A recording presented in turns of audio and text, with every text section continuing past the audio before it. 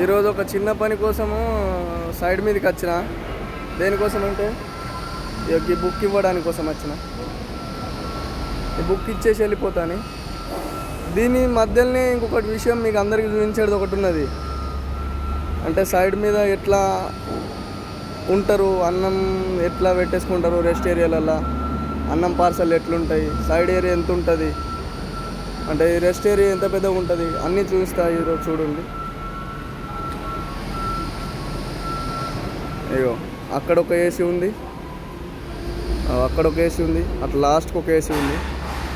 ఇక ఇది ఎందుకు పెట్టిర్రు అని అంటే చాలా కూల్ కావడానికి. ఇవన్నీ అన్నం పార్సలే, ఇగో ఇవన్నీ ఏసీలే.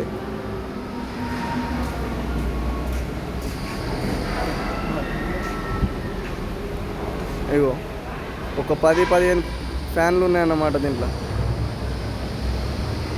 దీన్నే రెస్ట్ ఏరియా లెక్క యూజ్ చేస్తారు. ఎందుకంటే చాలా అంటే చాలా గరం అవుతుంది కదా.